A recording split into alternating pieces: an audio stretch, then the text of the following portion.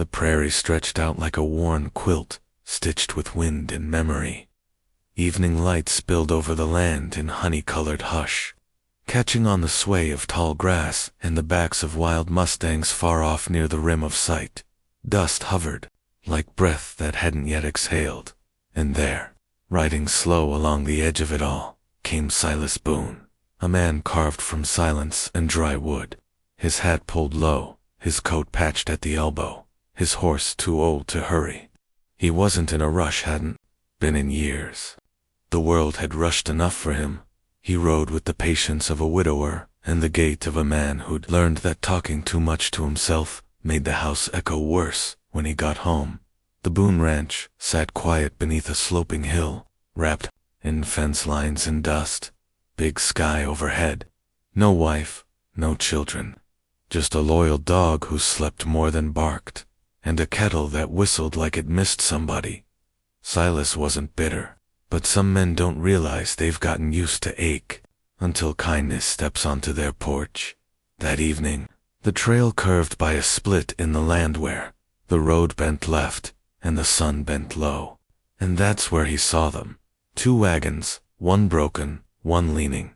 2 women, one with shadows under her eyes, the other clutching a child with a cough that sounded like winter trying to get in. And for little ones in total, barefoot and wild-eyed, looking at his horse like it might tell them a bedtime story. He didn't ride past, didn't offer big words or questions, just slowed down, took his hat off, and nodded like a man meeting.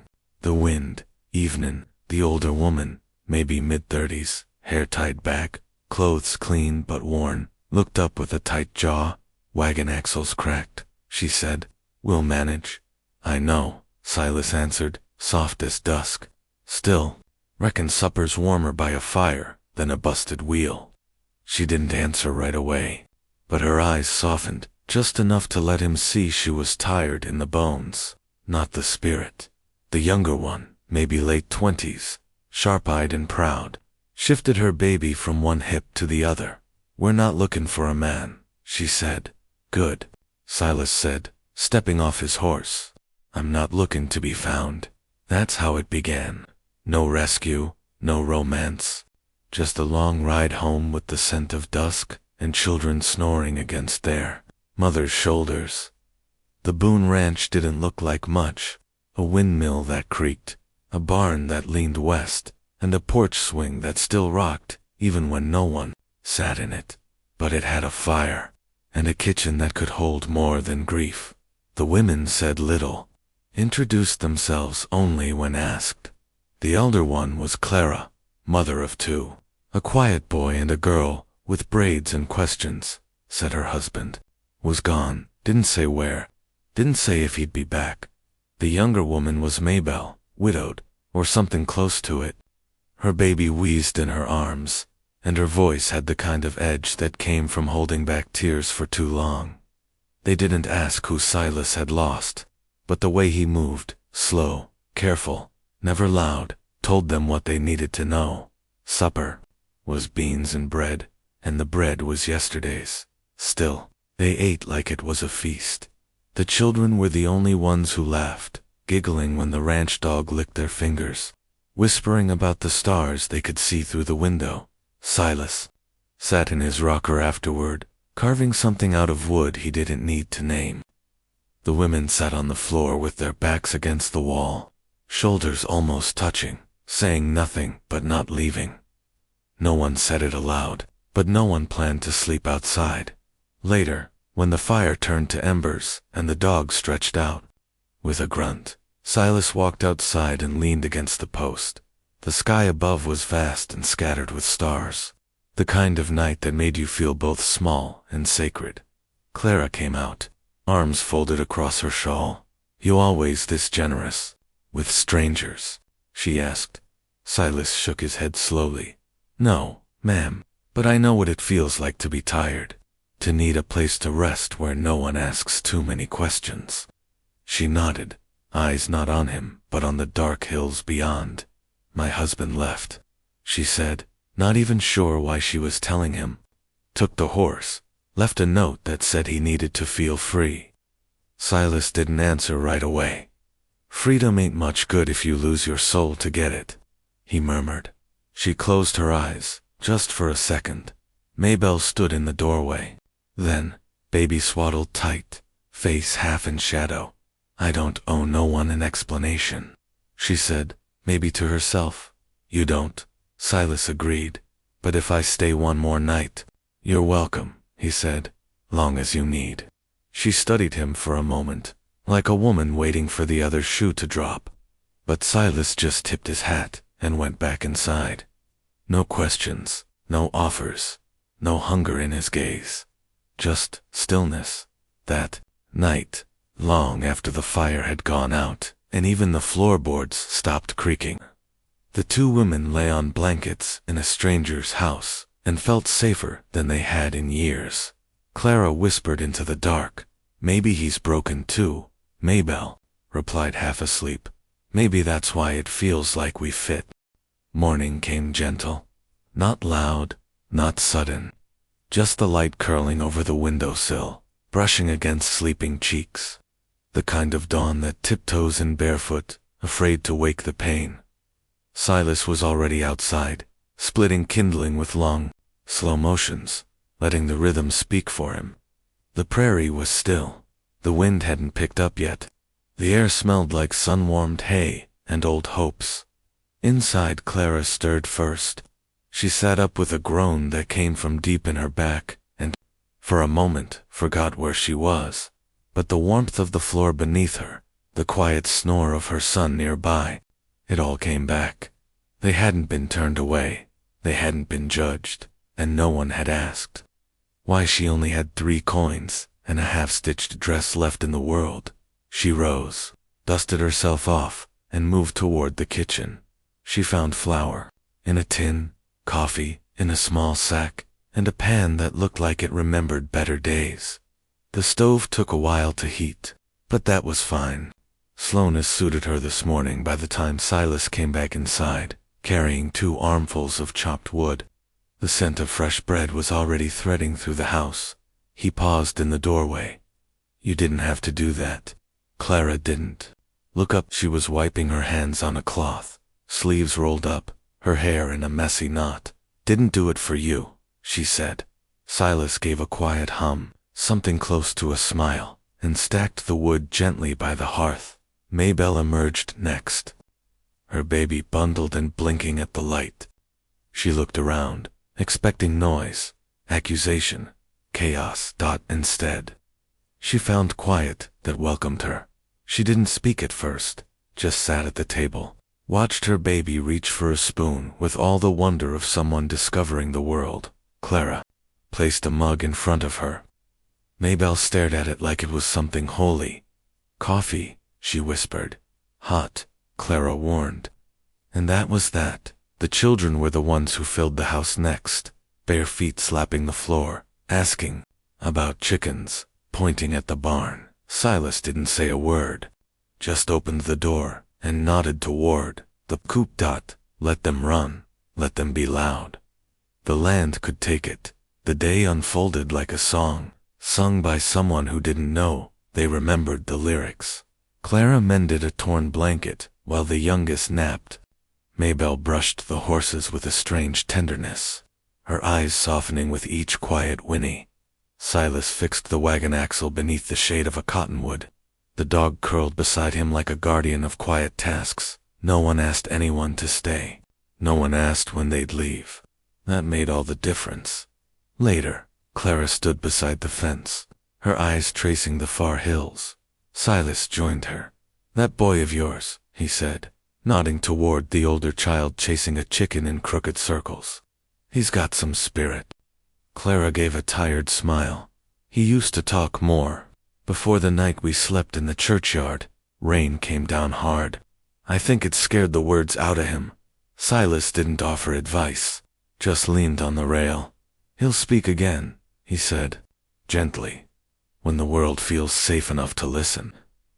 Clara swallowed hard, turned away like she didn't want him to see her cry. Maybelle, in the barn, sat in the hay with her baby cradled to her chest. She was humming something old, maybe from her mother. maybe from nowhere. The baby's breathing steadied, soft, peaceful, like it finally believed the night wouldn't take it. She didn't hear Silas walk in until he leaned on the barn post. Horse. Took to you, he said. Maybelle looked up. Animals don't judge, she said. He nodded. Neither do some people. She narrowed her eyes, cautious. What are you, some kind of saint? Silas smiled without teeth. No, ma'am, just a man who knows what it means to be looked at like a mistake. They stayed like that for a while. No more words. Just the creak of the barn roof and a lullaby that didn't need lyrics. That evening, the table was fuller. Not with food, there still wasn't much, but with warmth. Clara laughed once, a short, surprised sound that caught even her off guard. Maybelle told a story about a chicken that chased a preacher, and the children fell over themselves giggling. Silas didn't speak much, but he watched, not the way other men did, not with hunger or need or even longing, but with the quiet reverence of someone watching a field bloom again after a long, bitter frost.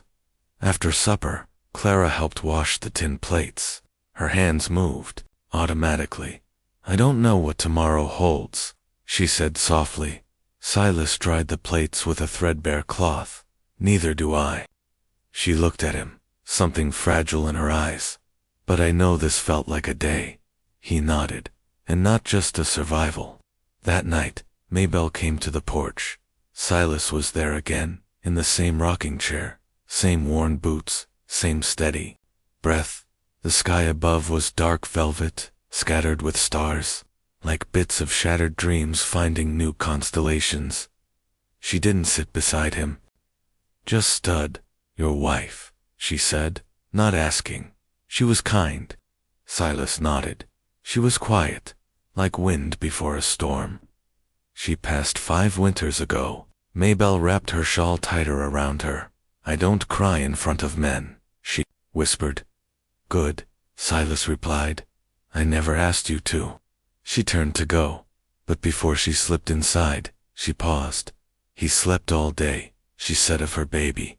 First time since. Silas looked at the stars. Maybe he knows. The house is holding you now. Inside, Clara hummed softly as she braided her daughter's hair. The girl rested against her, eyes fluttering closed. The boy had fallen asleep beside the dog, his hand on its paw like a soldier trusting a friend to keep watch. The house, once hollow, now hummed with breath and quiet joy. Not loud, not fast, not certain, but real. It was the kind of night that held its breath. Cool, still, thick with the perfume of sage and damp earth. Rain hadn't fallen yet, but the sky was promising it soon. Silas lit the fire slow, stacking the wood with care, not for warmth, for comfort, for something to gather around when words got hard to say. The storm hadn't come, but another one was brewing inside the walls of that house. The children had fallen asleep early, worn out from chasing chickens and laughter. Clara's boy curled up near the hearth, his little boots still on. Maybelle's baby lay nestled beside her coat, cheeks pink from good sleep, chest rising easy for once. Silas poured 3 cups of coffee, just enough sugar to take the edge off. He handed them out without asking, sat back, waited, not to speak, but to listen. Clara was the first to break the silence. She held her mug like a lifeline, eyes focused on the rim, voice low, steady, like someone trying not to spook a wild animal that lived in her own ribs. I married young, she said. Not because I was in love, but because my father said no man would want a girl with wide hips and strong opinions. Silas didn't blink. He was wrong, he said simply. Clara kept speaking. My husband. He liked the road, liked gambling, liked drink, didn't much like babies crying or women getting tired. She looked toward the room where her boy slept. One morning, I woke up and he was just gone. Took the horse, took the money, left a note that said, I need to be free. She let out a shaky breath. almost laughed. That was 3 winters ago. I've been dragging my babies from town to town ever since, cooking in kitchens, sleeping in stables, pretending I ain't scared. Silas leaned forward just enough that the fire painted his face with gold. You don't look scared to me, he said softly. I don't, she asked. No, he said.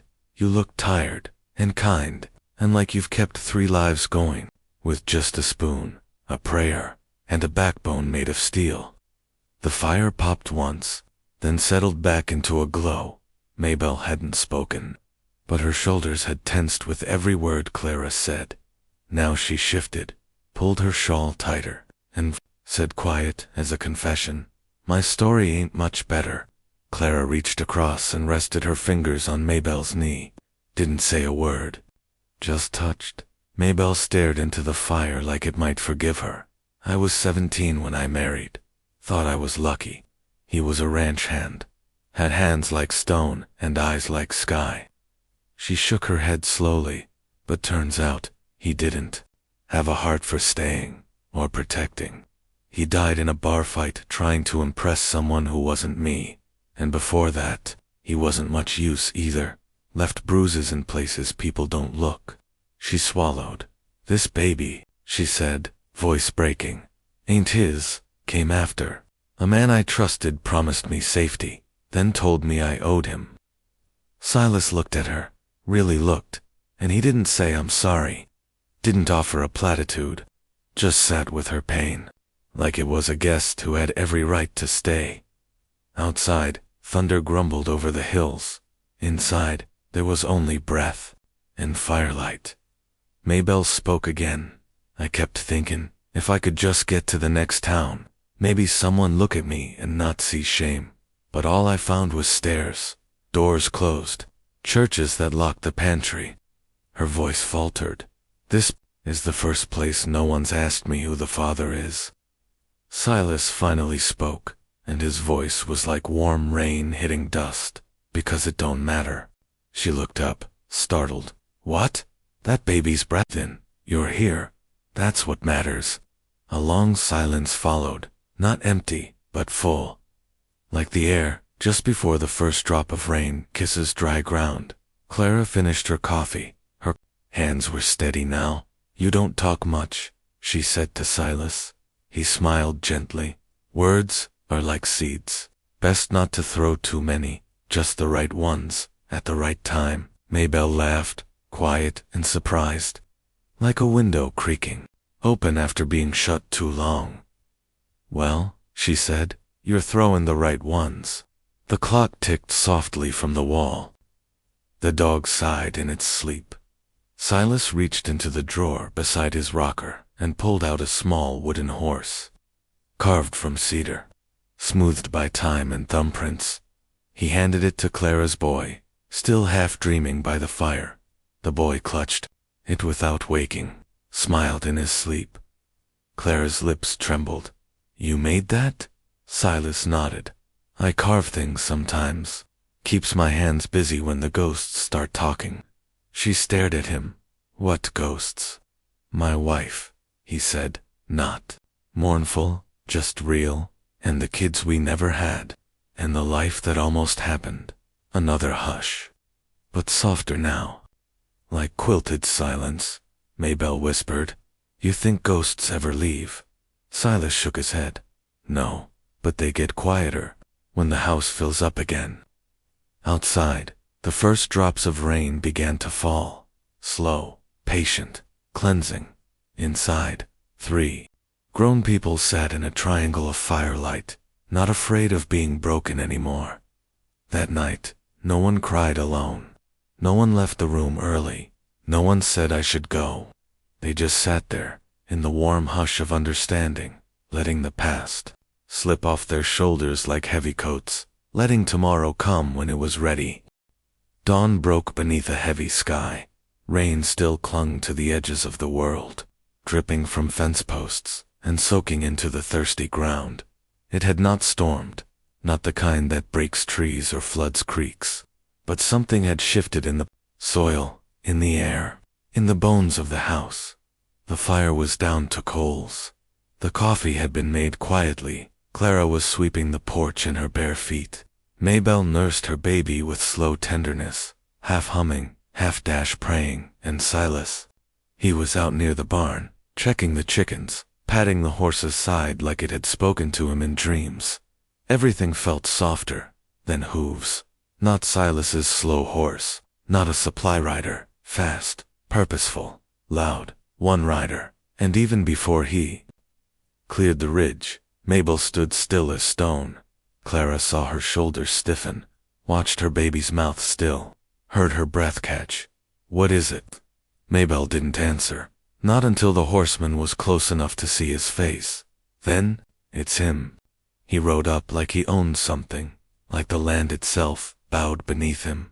His boots hit the dirt with a thud that echoed through the yard. A tall man, square-jawed, dressed in black, with a silver chain on his vest, and eyes sharp as fence wire. Beau Crandall, Mabel's brother-in-law. She hadn't spoken his name since the day she ran. He'd told her once, "You think you can just bring a bastard baby into the Crandall name and not pay for it?" Now he was here, and he wasn't smiling. Silas came back around the barn slow, wiping his hands on a cloth calm as rain. "You're trespassing," he said evenly. Beau Crandall didn't flinch. "I've come for what's mine. That girl." He pointed to Maybelle, then to the child in her arms. "She's hiding filth. That baby's an embarrassment. I'm talking him. The family won't be shamed no more." Clara stepped forward, fast and fierce. "You touch that child, I'll put your teeth in the dirt." Beau looked her up and down. "Ain't your fight." Miss Silas moved between them all, slow and wide, but not passive, not weak. Stillness like thunderclouds. "That baby ain't your kin," Silas said. "And even if he was, you don't take nothin' from a mother runnin' from pain. Not on my land." Beau laughed once, dry and mean. "You think you can stop me, old man?" Silas didn't blink. "I don't think. I know." The air crackled. Not with lightning, but with history, with weight, with everything men like Beau had always gotten away with, and every inch of ground women like Maybelle had been forced to give. Beau stepped forward, but then a sound rose up, not thunder, the click of a shotgun. Clara, holding it steady, eyes like stone. "My husband taught me two things before he ran, how to shoot, and how to tell a man to go to hell." Beau hesitated. Behind him, the ranch dog growled low. Beside him, Silas stood like a door he wouldn't pass through. Beau spat in the dirt. "This ain't over." Silas took a step. "It is here." Beau mounted, cursed, and rode off hard into the distance. The storm was over, not with blood, but with a stand. After. No one spoke for a while, not until Silas turned and opened the barn door wide. "Let's get dry," he said. Inside, the baby cried once, not from fear, but from the tension melting out of the room. Maybelle was shaking. Clara put a hand on her back. Silas poured hot water from the kettle, placed a towel around her shoulders. "You're safe," he said. But he didn't say it like a promise. He said it like a truth that didn't need proof anymore. Later, after the quiet returned, Maybelle asked him, voice barely there, "You ain't scared of men like that?" Silas looked at her, his voice calm. "I've known louder men, but not stronger women." That afternoon, Clara stood near the edge of the porch, her children playing in the wet dirt with sticks and dreams. She looked toward Silas, who was mending fence wire again, hands steady as ever. "You fixed the wagon," she said. "I did." "You knew we could leave today." "I did." She nodded then. "But, could we stay?" Silas looked up slowly, not with surprise, but with something like relief. "I don't ask folks to stay," he said, "but I sure know when a house feels better full." Mabel came to the porch too, baby asleep on her chest. "You sure you want two women with loud pasts, 3 kids, and a leaky roof?" Silas smiled, small and real. "Roof can be patched. So can hearts." They all laughed. It was a fragile laugh, but it stayed. That evening, the porch held 3 chairs, 1 rocking, 2 still. The children played until they dropped. The fire flickered. Low again. And Silas said something they'd remember forever. You don't owe me nothin', not for a roof, not for soup, not even for Stin. Clara looked at him, eyes glinting. And what do you get? He looked toward the horizon. Maybe. Just peace. And the sound of footsteps in the morning. And so they stayed. Not because they were trapped, not because they were rescued, but because someone opened a door. Without asking what they'd done or where they'd failed. They stayed because love doesn't always announce itself. Sometimes it just builds a fence, fixes a wheel, pours coffee without asking for thanks. Asterisk. You never know what one quiet night might change. A porch, a fire, a man who doesn't turn away, a woman who dares to stay, or 2. If you believe in second chances, if you've ever found peace in the most unexpected place, this story was for you. Tell us in the comments where you're watching from. Tap like if your heart needed this. And subscribe for more Wild West tales, stories where kindness rides slow, and love is quiet but true.